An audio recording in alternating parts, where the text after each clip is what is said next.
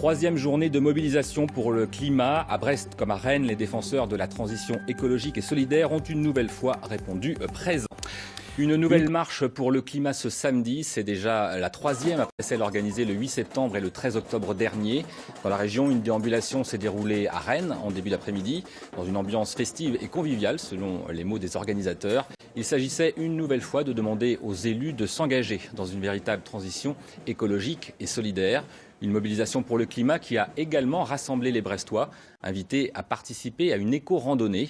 Une mobilisation que nous racontent Muriel Lemorvan et Carole Collinet.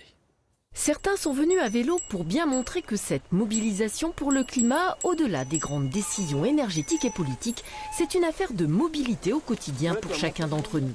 Et s'ils ont mis leur gilet jaune, ce n'est pas par provocation, même si le mouvement du 17 novembre inquiète sérieusement les défenseurs du climat. En Bretagne, le précédent des bonnets rouges est encore dans les esprits. Si les bonnets rouges n'avaient pas fait capoter les portiques, on n'en serait pas aujourd'hui. Là, parce que les prix du carburant étaient augmentés parce qu'il n'y a pas de recettes. Et aujourd'hui, les poids lourds, par exemple, ne payent toujours pas de taxes. Donc voilà, aujourd'hui, c'est presque logique cette augmentation des carburants du fait que les gouvernements précédents n'ont pas réussi à mettre en œuvre les mesures nécessaires. Pour ces marcheurs, il ne faut pas aller à la confrontation, mais faire preuve de pédagogie devant l'urgence climatique. On peut rouler avec des voitures un petit peu plus petites, on peut commencer comme ça, on peut faire un peu de covoiturage, on peut aller en vélo aussi au boulot. 60% des trajets pour aller au travail font moins de 5 km. Bon, on peut trouver d'autres solutions que chacun sa bagnole. Les organisateurs ont choisi la vallée du Restic, emblème brestois de la lutte contre le grignotage urbain et routier.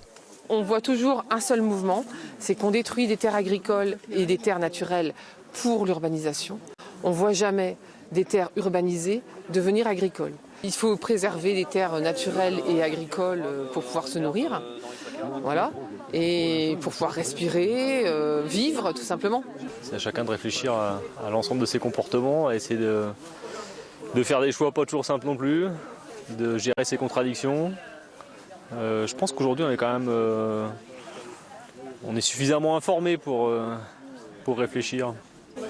Les scientifiques du GIEC ont annoncé que l'on avait 2 ans pour réagir avant l'emballement irréversible du climat. Ce chêne multicentenaire nous survivra sans doute si on le laisse tranquille.